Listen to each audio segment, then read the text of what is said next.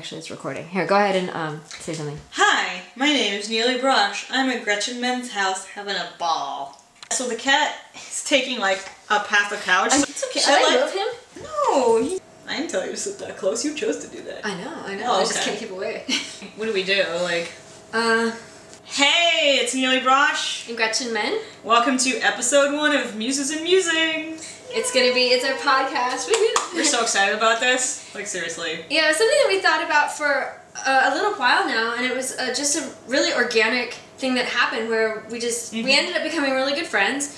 And through several years now. Yeah, and having lots of conversations, like really in-depth conversations about music and guitars and being a musician and things like that. And, oh yeah, sure. Do I look too tense here? No, I was just like chilling. And thought, well, maybe some of this stuff we could put in a more public format, and at least I know I find our conversations sometimes really enlightening and inspiring, and if it would be interesting or helpful to anybody else, we thought we would see what you guys think. Yeah, for me it's basically like, growing up, in a slightly musical family and being a guitar player, I've always felt that it was so helpful the second that I found out that somebody else has dealt with the same stuff that I've dealt with. Mm-hmm. So if I was going through a problem, always thinking I'm alone in it, the second that, my brother said like, oh yeah, I've felt that, I've done that a million times, or, it was just so helpful to know that it's not just me. But I also find that in the world of, at least my circle of professional musicians, like there's things that people are scared to admit or scared to talk about, and I was never that person. Like, I want everybody to feel as comfortable as possible. And it's just recently dawned on me that, like, if I can make somebody else feel that way because they didn't think that I've been through something and I'm not afraid to say it, then, like, I want to make everybody feel as comfortable as possible. And I just thought, with us being really good friends and talking about this anyway, it would just be kind of like the perfect vehicle to spread the message. So we just thought we'd get together, because we need excuses to get together anyway, because we don't see each other as much as we'd like. Not in person. We talk all the time. Yeah, we talk all the time, but like I live in Southern California, she lives in Northern California, and it's not as it's not as accessible as you might think. So it's just kind of good all around, I think. Yeah. For us, at least. It is. Yeah, and we were trying to figure out like what are kinds of things that we should talk about, what do we want to talk about, and we kind of thought for this first episode that maybe we'd start off with even just talking about how we became friends, because I actually don't know how common it is in the music industry to become like really close friends with somebody whom you're not working. Yeah. Right? I mean, I've become really good friends with my bandmates and things like that, but the way Nili and I actually met was it through YouTube or Facebook? I know that I saw one of Nili's videos. And I'd seen videos of yours, too. I was just too afraid to approach you. You didn't know that. Really? Yeah. Maybe even until right now. I didn't know that until just now, actually. I totally had that. Gosh, I knew exactly. Yeah, that's why I was afraid to approach you. I was afraid to like tell you all these terrible words about your playing. I was just too afraid to say that. But I saw one of your videos. I think maybe it was something off your first album. Mm-hmm. It was a playthrough video, and I remember watching it because I had heard your name before, and I watched the video, and I was totally blown away. And I think like a lot of people, it's a natural reaction that like when you see something that's really amazing, that can translate either into inspiration or into self-loathing. And the way that I think I've often combated self-loathing, though I certainly have plenty of it, is I feel like that like befriending the people who you think are awesome really helps. And I always go back to thinking that I have this amazing sister, Kirsten, and she's done some stuff on my albums, and she's gorgeous, and she's smart, and she's talented, and one of those people that I always say, like, if I didn't love her so much I would have to hate her. Oh my god, I've said that about so many people. And so I ended up just writing you, I guess maybe it was a Facebook message, and just basically saying, hey, you're badass, I have so much respect for your playing, or something like that, right? I think that's what it was. Yeah, and it was like, I think I remember the instance because it was fairly early in me playing with Tony McAlpine. It was 2012. And we had been up here in the Bay Area to play, and Jason Becker had come to one of the gigs, and I think you were supposed to come I had a show along, that night. And you couldn't go. And then and the only reason I remember that it was that instance is because I received messages from the two of you, knowing that you guys are friends, and just being like, what is happening? What is my life, you know? And so I was just like so completely flattered that I'd always associated it with that trip, so that's what I remember when it was. That's right. And I was just like so completely happy to hear from you that I was like, oh my god, Gretchen Menn wrote me, I'm gonna write her back. And like, honestly, I mean, it sounds so cheesy to say, but it's like, really the rest was history. Yeah. Because how do we like really keep talking after that? I remember that we started texting at some point, but I don't actually like distinctly remember the let's exchange phone numbers and like beef. It was just so natural, I guess. I do remember one van ride with Zepparella where we totally started realizing that we kind of both were a little sick and twisted, and we were texting back and forth, and I was like, oh, Nili's really awesome. Oh my God. There you go, whole world. I am sick and twisted. Validation from Gretchen Menn. Yes. And so we're thinking that maybe the topic today could be on competition and camaraderie. Yeah, because we just figured, like, best to start with the backstory of how we actually know each other, you know, kind of have everybody realize we really are good friends. This is not one of your, like, this would be a really cool idea to do this together because we play in similar genres and people seem to associate us with each other sometimes. It's not like that. We're, like, really close friends. Something crappy happened to me today, I'm going to call Nili. Yeah, it's really, you know, we're really close friends and we just enjoy doing stuff together and talking and all that. So we figured, because I think for us, it would have been really easy to hate each other. Don't you think? Yeah. Like if we had chosen to go down that road. Well, we could have. I mean, and that's exactly what I was thinking, is it's you can look at somebody, like me looking at your video, and I can sit there and feel and want to dislike you because you make me feel bad about things I can't do. And you can do anything. Stupid.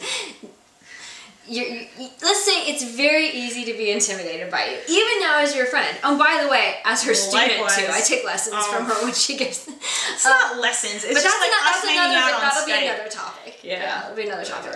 But yeah, I don't know. I guess I feel that I don't want to succumb to that because it never leads to me feeling better about things. Not me either. If something you do makes me feel bad about myself, where I immediately try to go with that is forget if I take myself out of the equation and just be like, this person is doing something that's wonderful and excellent, and if I don't then reflect that back on me, I can just appreciate it for what it is, and then take that a step further, and now you're one of like my dearest friends. Like now I'm cheering for you. Now it's like, that's my friend who's not only so that, much but ass. like we're just, well, thank you, but like we just gain so much more. It's like now we have an extra friend who's really close, who may come and, you know, may enrich our lives in ways that are completely outside of music and we would have never even known. Right. And now we have all this new music to listen to and to learn from and all this stuff. And furthermore, for me, it's just kind of like you're single. I don't know, a lot of people don't know this, but I'm just going to say it right now. Like, you're single-handedly,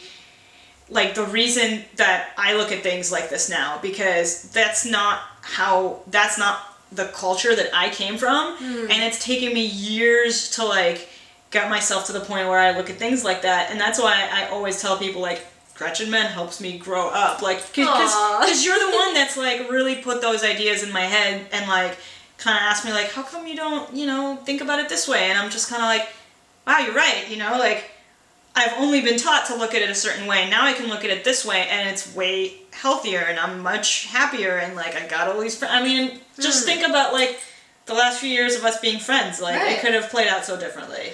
Well, but I mean, to your credit,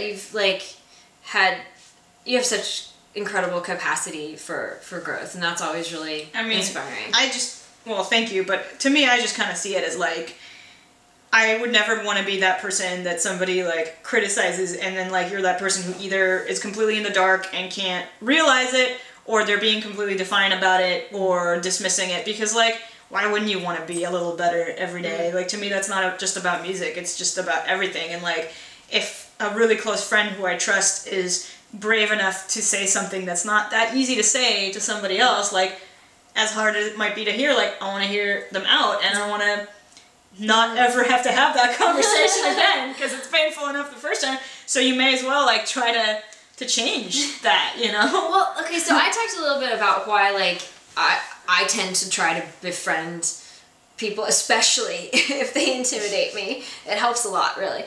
But also, so talk about, like, how your worldview was, like, around it, like, you know. I mean,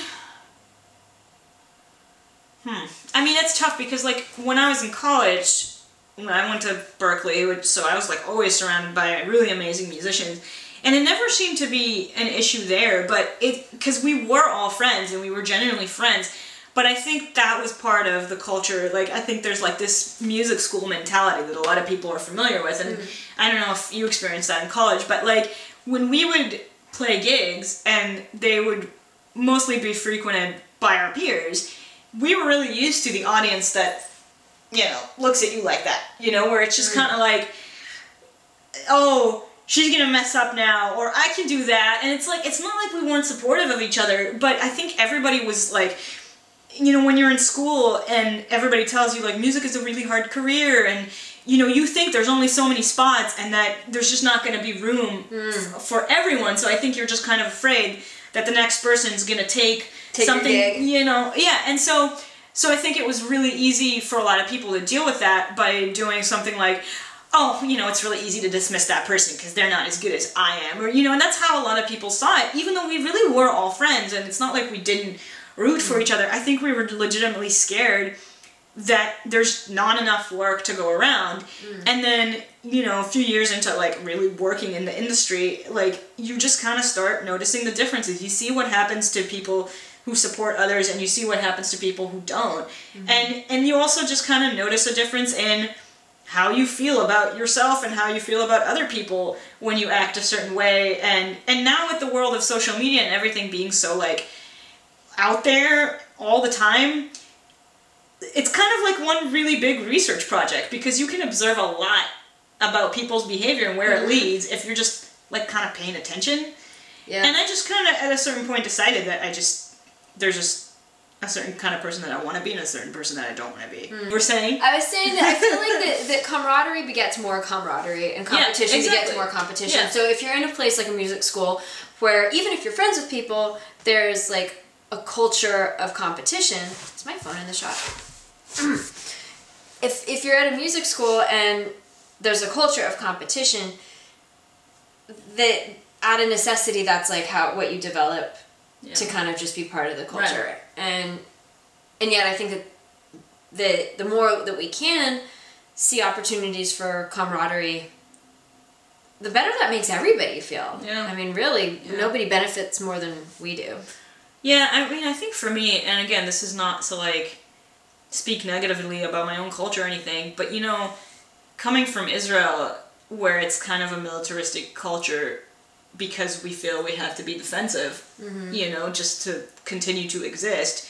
It's not atypical, I know, double negative, but like, whatever, like, it's pretty common to feel like the world is kind of like dog eat dog, and if I don't claim my own place, and someone else is gonna take it, because, you know, we didn't have a country, and Jews did not have a place to exist, and that was a real, or, God, I hope not still, a real problem, you know what I mean? So, like, it's kind of easy to grow up with that in the back of in the back of your mind, thinking this is how the world works. Where, you know, I really like to believe that, you know, living in this country with all these wonderful musicians around me who I love and are dear friends, I really don't think it's like that. But it took me years to understand that it's like people are not really as out to get me as it's been framed to me my entire life.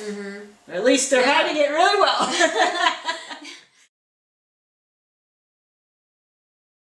Let's see, is it a good question for this? You read it. Do you think? Wait, let's come back to that one. Okay.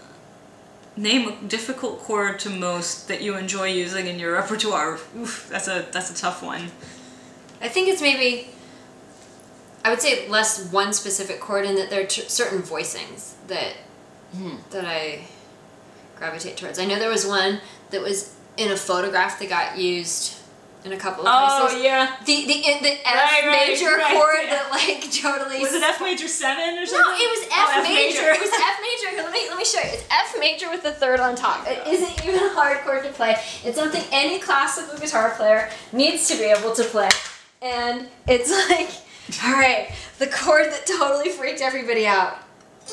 That chord, right? And people are like, that's not even a chord, you know, which to me was so funny, because it was like, you think it's more likely that I don't know what chord I'm playing, you know, that I just like randomly... And it's funny too, because you take this away, and it's a power chord. It's a power chord, exactly, the third on top. And people are like, oh, So they acted like it was a really douchey chord, and I'm like, well, no, that would be a really douchey chord, but like... that pose where you're stretching just for the sake of making it look like you can stretch. I happen to love this chord because it's this power chord and the third on top. Right. So... You can still have the third.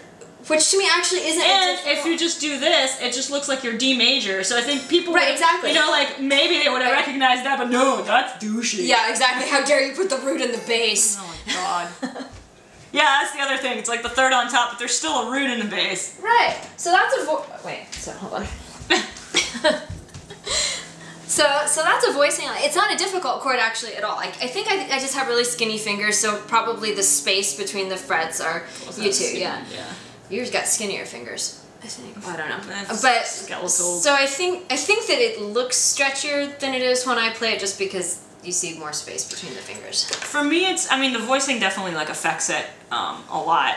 I actually did an article about this for Premier Guitar last year, but it's not just that. Like, I think it's important to remember that context is really everything, and a certain type of chord can be one kind of function in one context and a totally different one in another context. So it's really never about the type of chord that it is. It's really like about the bigger picture. Yeah. But I think there's like if we were to just say we're playing this in total isolation and it's got no context, and let's just assume that your like ear palette is completely clean, which it maybe never really is, but let's just assume that, then I think there are certain chords where people can just agree like, oh, that's a really pretty chord, or you know, and so the first thing that comes to mind, and I'm just like totally just throwing it out there, is that minor 7 sharp 5. Everybody thinks that sounds really pretty. That is. Oh, actually, okay, so if we're talking about just chords that we love, I happen to love the French augmented 6th. Like, that is, like, if I had to pick a favorite chord, it's a French augmented 6th. Now, explain to everybody what that is, because a lot of people might not know. Do they really want to know? Really? Okay, so it's a chord that serves, and to me it's less about liking it on the guitar. It's a chord, it serves a predominant function, so, and it's made up of an interval of an augmented 6th. Got it. So it's actually technically a minor 7th, but it's spelled as an augmented 6th. Right. And so there's German, French, and Italian augmented 6 chords. All of them have an augmented 6. Yes. And so the augmented 6 resolves out to the octave which is generally going to be the 5 chord. And the French augmented 6 has a 4th in there, which just makes this really wonderful, tense, beautiful See, it's chord. about the voicing. It is. Sometimes it is. Yeah, because you gotta remember the intervals between the notes, not just the chord. Exactly. Okay, let's see what else we got. Okay, other questions. Laura B. Whitmore asks, I'd like to know, what's something for both of you that has surprised you in your career as a guitarist? We first have to give Laura a shout out. She has done so much. She's the driving force behind the She Rocks Awards and the Women's International Music Network. And she's awesome. So thank you, Laura. Thank you. So something that surprised us in your career as a guitarist. I guess it could be anything.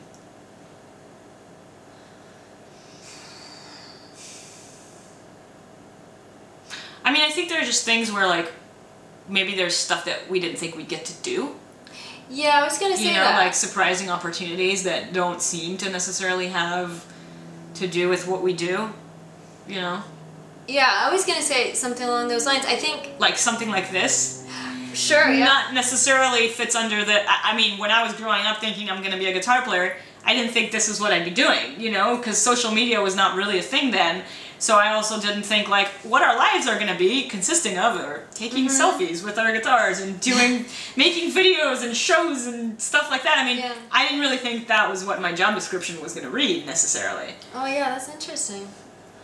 I think maybe something that surprised me was, we both got into the music industry when it was already in a bad place. So I think I'm surprised with just the modest amount that I have done. I'm surprised that even I've been able to do that much, because I think give yourself a little bit more credit than that. Well, no, I mean I'm not saying that to be like self-effacing. I'm saying that because I had such low expectations of what was possible in the music industry. Yeah, I did too, actually.